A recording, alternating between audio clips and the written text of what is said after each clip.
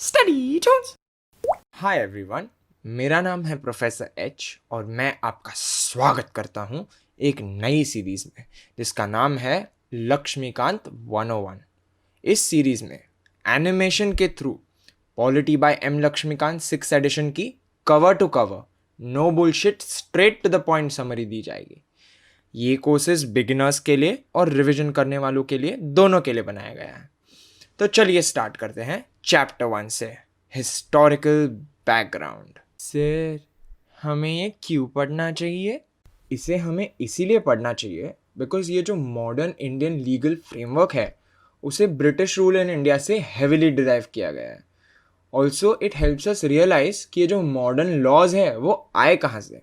Plus mains और prelims के जो पास्ट ईयर क्वेश्चंस है उन्हें डायरेक्टली टेक्स्ट बुक से पूछा गया है। ब्रिटिशर्स और ईस्ट इंडिया कंपनी 1600s में इंडिया में आए in the form of traders with exclusive right to trade, मतलब सिर्फ उन्हें ही ट्रेड करने का हक था। 1765 में उन्होंने बंगाल, बिहार और उड़ीसा की दीवानी मतलब civil justice and revenue rights obtain कर ली और टेरिटोरियल पावर बनना शुरू कर दिया। 1858 में जब सिपाही म्यूटनी हुई तब ब्रिटिश क्राउन को लगा भाई कुछ तो गड़बड़ है, तो उन्होंने डायरेक्ट रिस्पॉन्सिबिलिटी ले ली। ये जो एक्ट्स है उन्हें हम 2 क्रोनोलॉजीज में डिवाइड करेंगे, नंबर 1 कंपनी रूल और नंबर 2 क्राउन रूल। तो इस वीडियो में हम पढ़ेंगे company rule which is from 1773 to 1858। तो 1765 टू 1773 के बीच EIC को कुछ प्रॉब्लम्स फेस करने पड़े। पहला, कंपनी सर्वेंट्स की सैलरी लो थी तो उन्हें प्राइवेट ट्रेड में एंगेज करना पड़ा। प्राइवेट ट्रेड में एंगेज किया तो profits didn't go to the company and company ने लॉसेस फेस किया। Thus they had to go to the crown for financial help.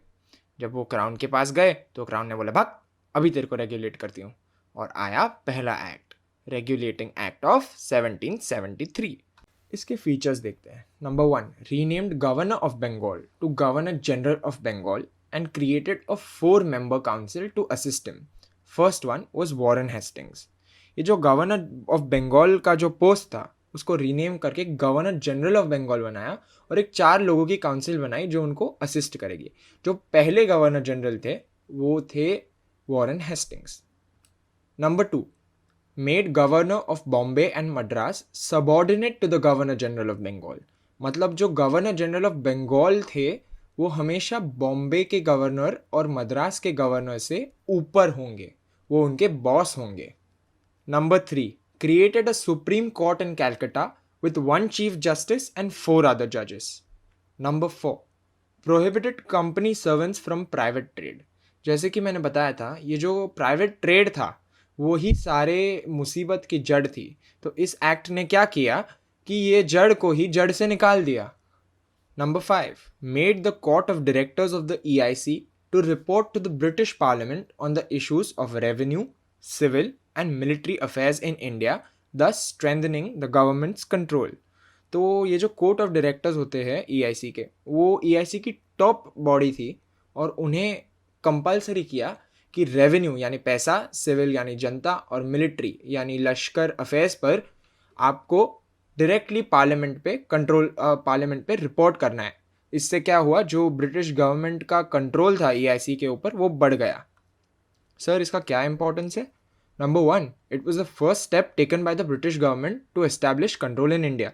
इसके पहले ब्रिटिश गवर्नमेंट ने कोई ऑफिशियल स्टेप नहीं ली थी जिससे वो इंडियंस पे कंट्रोल जमा सके। Number 2, it was the first time that political and administrative functions of the company were recognised. And number 3, it laid the foundations for central administration in India. आज जो central administration आप देखते हैं उसकी जो फाउंडेशन है वो इसी एक्ट में आप ढूंढ सकते हैं। फिर आया एक छोटा सा एक्ट, अमेंडिंग एक्ट ऑफ 1781। जैसे कि आपको पता है amend means to change, so this act aim to rectify the shortcomings of regulating act of 1773। जैसे कि आपको पता है कि कोई भी एक्ट परफेक्ट नहीं होता, इसीलिए अमेंडमेंट्स एग्जिस्ट। तो ये जो रेगुलेटिंग एक्ट्स के जो प्रॉब्लम्स थे उन्हें ठीक करने के लिए अमेंडिंग एक्ट ऑफ 1781 को लाया गया। इसे एक्ट ऑफ सेटलमेंट भी कहते हैं। इसके फीचर्स देखते हैं। Number 1, it exempted the governor general and the council from the jurisdiction of the supreme court for the acts done by them in their official capacity. Similarly, it also exempted the servants of the company from the jurisdiction of the Supreme Court for their official actions. जैसे कि आपको पता है previous act में supreme court को introduce किया गया. अब ये जो एक्ट है वो बोलता है कि जो गवर्नर जनरल और उनकी काउंसिल और ये जो सर्वेंट्स है कंपनी के, वो जो भी ऑफिशियल कैपेसिटी में, मतलब जब वो उस पद पे है, जो भी काम करते हैं, उसे सुप्रीम कोर्ट क्वेश्चन नहीं कर सकती. दोस्तों, ऐसे एक्ट के प्रोविजंस आज भी एग्जिस्ट करते हैं. अगर आपको पता है तो कमेंट सेक्शन में ज़रूर लिखिए, और जो भी राइट आंसर देगा उसे एक स्पेशल ट्रीट मिलेगा. Number 2, it excluded the revenue matters and the matters arising in the collection of revenue from the jurisdiction of Supreme Court. Number 3, it provided that the Supreme Court was to have jurisdiction over all the inhabitants of Calcutta. It also required the court to administer the personal law of the defendants, i.e., Hindus were to be tried according to the Hindu law and Muslims were to be tried according to the Mohammedan law. Number 5, it laid down that the appeals from the provincial courts could be taken to the Governor General in Council and not to the Supreme Court. इसने बताया कि ये जो provincial courts थे छोटे छोटे, उनके जो अपील्स थे वो directly governor general in council को ले जा सकते थे और सुप्रीम कोर्ट को नहीं. Number 6, it empowered the Governor General in Council to frame regulations for the provincial courts and councils. अब आता है एक important act, Pitt's India act of 1784. Features. Number 1, it distinguished between the commercial and political functions of the company. तो पहले कैसे होता था कि ईस्ट इंडिया कंपनी के मन में आए तो कभी ट्रेड कर लिया, कभी जंग लड़ लिए. अभी इसके बाद ऐसा नहीं हो सकता. इट क्लियरली डिस्टिंग्विश्ड कि कमर्शियल कौन करेगा और पॉलिटिकल कौन करेगा. Number 2, it allowed the court of directors to manage the commercial affairs but created a new body called Board of Control to manage the political affairs. Thus, it established a system of double government. तो जो court of directors हमने पहले देखे थे, अभी वो सिर्फ commercial यानी ट्रेड का अफेयर्स मैनेज करेंगे, और एक नया बॉडी क्रिएट किया कॉल्ड बोर्ड ऑफ कंट्रोल्स. ये सब लोग पॉलिटिकल अफेयर्स मैनेज करेंगे. दस एक डबल गवर्नमेंट सिस्टम उन्होंने बनाई. Number 3, it empowered the Board of Control to supervise and direct all operations of the civil and military government or revenues of the British possessions in India. British possession in India, ये बहुत important word है. तो इससे क्या हुआ कि जो Board of Control हमने डिस्कस किया था पहले, वो सारे operations handle करेगी with respect to civil and military government and the money collected from British possessions in India. इस एक्ट का इम्पोर्टेंस ऐसा है कि this was the first time that the companies territories in India were called British possessions in India, and the British government was given the supreme control over companies affairs and it's administration in India. अब थोड़े छोटे acts देख लेते हैं. Act of 1786. 1786 में lord Cornwallis was appointed as governor general of Bengal, but before he was appointed उनके 2 शर्त थे. Number 1, he should be given power to override the decision of his council in special cases. तो उनकी post accept करने के लिए पहली शर्त थी कि वो जो 4 मेंबर काउंसिल बनाए गए थे, अगर वो कोई डिसीजन देते हैं और गवर्नर जनरल लॉर्ड कॉर्नवालिस को वो पसंद नहीं आती, तो वो उसे ओवरराइड कर सकते हैं, मतलब उसके ऊपर जाके अपना डिसीजन लागू कर सकते हैं. और उनकी दूसरी शर्त थी कि he would also be the commander in chief. Accordingly, the Act of 1786 was enacted to make both the provisions. एक और छोटू एक्ट था, चार्टर एक्ट ऑफ 1793, जिसके फीचर्स इस प्रकार थे. Number 1, it extended the overriding power given to Lord Cornwallis over his council to all future governor generals and governor of presidencies. लो भाई, तो इससे क्या हो गया कि जो गवर्नर जनरल और गवर्नर ऑफ प्रेसिडेंसीज है, they would become more powerful than the council that they have. Number 2, it gave the Governor General more power and control over the governments of the subordinate presidencies of Bombay and Madras. अरे sir, इनको बॉम्बे और मद्रास से क्या problem था? इसका answer तो मुझे नहीं पता. अगर आपको पता है तो कमेंट सेक्शन में लिख दीजिए, मुझे भी पता चल जाएगा इसे भी. Number 3, it extended the trade monopoly of the company in India for another period of 20 years. मतलब अगले 20 years के लिए इंडिया में सिर्फ ईस्ट इंडिया कंपनी ही ट्रेड कर पाएगी, उन्हें मोनोपोली दी गई.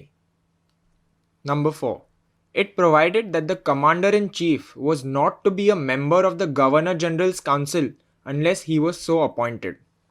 And number 5, it laid down that the members of the Board of Control and their staff were henceforth to be paid out of the Indian revenues. मतलब अभी इन सारे लोगों को भारत के खजाने से पैसा मिलेगा, ब्रिटेन के नहीं. अब आता है important act, charter act of 1813. 1793 के बाद 20 साल गुजर चुके हैं. EIC की ट्रेड मोनोपोली खत्म हो चुकी है. Therefore, the first feature is it abolished the trade monopoly of the company in India. That is, the Indian trade was thrown open to all British merchants. However, it continued the monopoly of the company over trade in tea and trade with China. तो उन्होंने क्या किया कि India की जो पूरी trade economy थी उसको सारे ब्रिटिश मर्चेंट्स के लिए ओपन कर दिया, लेकिन उसके लिए 2 चाय सिर्फ ईस्ट इंडिया कंपनी की होगी, एक तो चाय और दूसरा China. Number 2, it asserted the sovereignty of the British Crown over the company's territories in India. Sovereignty का मतलब होता है सुप्रीम कंट्रोल और अथॉरिटी. तो इस एक्ट ने क्या किया है, इस एक्ट ने ये पेपर पे लिख दिया कि जो कंपनी की टेरिटरी है इंडिया में उसके ऊपर सुप्रीम कंट्रोल किसका रहेगा, ब्रिटिश क्राउन का रहेगा.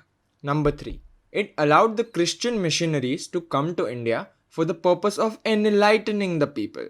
तो ये क्लासिक वेस्टर्न थिंकिंग थी कि हमारे सिवाय सब लोग तो बारबेरियन हैं, तो हमारी मॉरल रिस्पॉन्सिबिलिटी बनती है कि हम जाके उन्हें हमारा वे ऑफ लाइफ सिखाएं और उन्हें सिविलाइज्ड बनाएं.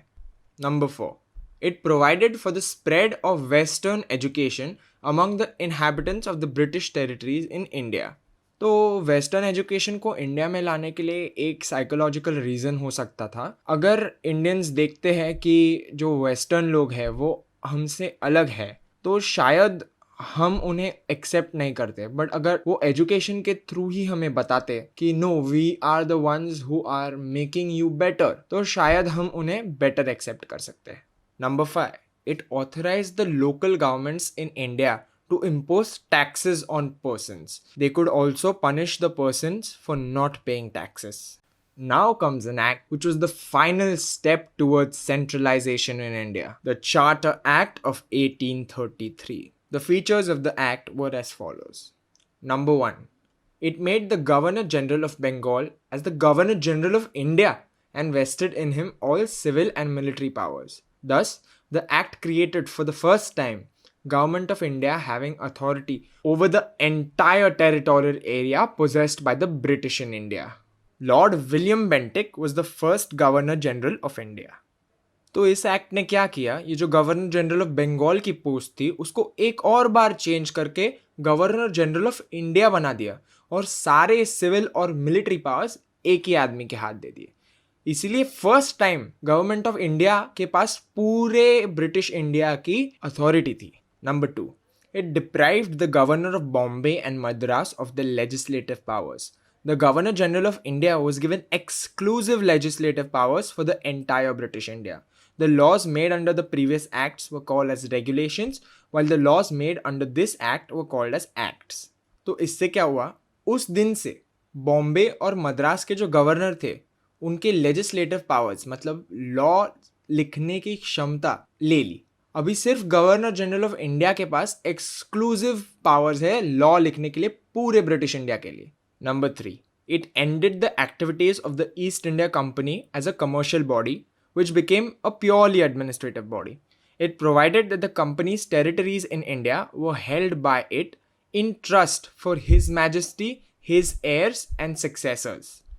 तो इससे एक तरह से ब्रिटिश क्राउन ने पूरा कंट्रोल EIC से अपने ओर ट्रांसफ़र कर लिया.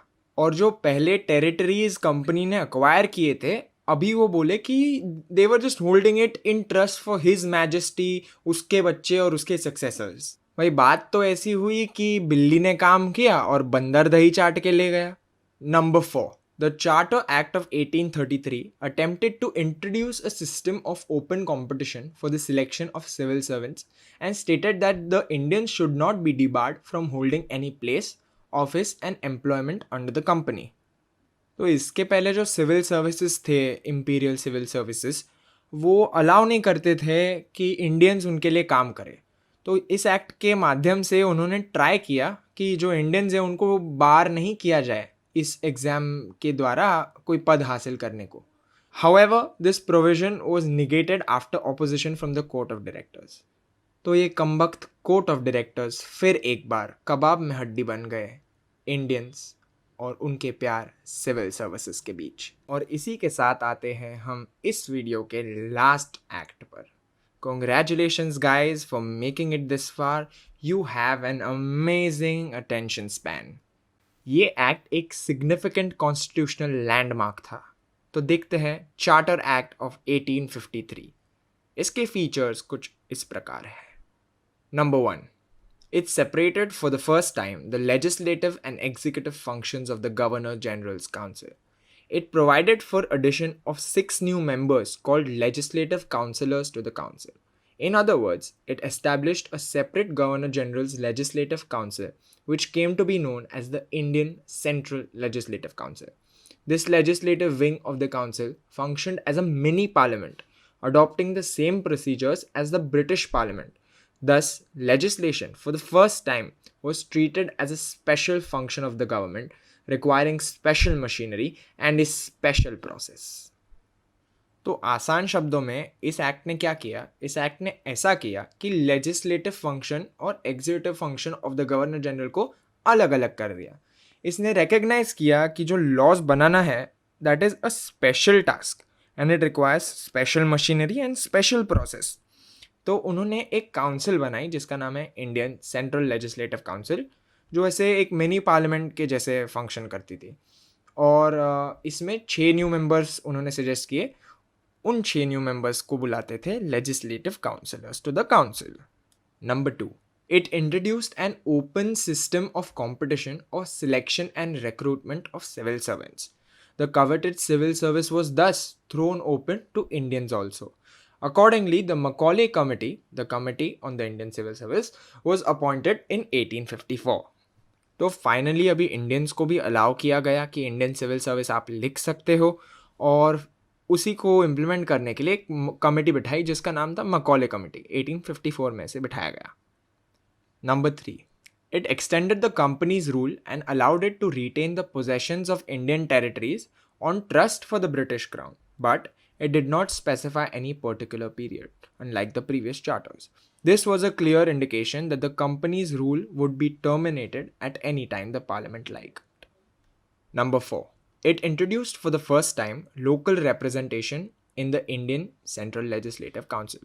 Of the 6 new legislative members of the Governor's Council, 4 members were appointed by the local, that is provincial governments of Madras, Bombay, Bengal and Agra. तो इस एक्ट से धीरे धीरे इंडियंस ने पॉलिटिक्स में इन्फिल्ट्रेट करना स्टार्ट कर दिया. दोस्तों, तो इसी के साथ ख़त्म होता है हमारा पहला पार्ट द कंपनी रूल. अगले वीडियो में हम पढ़ेंगे द क्राउन रूल. अगर आपके कोई सजेशंस हो तो प्लीज़ कमेंट बॉक्स में लिखिए. अगर आपके कोई डाउट्स हो तो भी प्लीज़ कमेंट बॉक्स में ज़रूर लिखिए. Thank you so much for watching this video till the end. If you liked this video, please consider liking, sharing and subscribing. And in order to not miss any future updates, please press the bell icon. And for more quality education disguised as animation, keep watching Study Toons.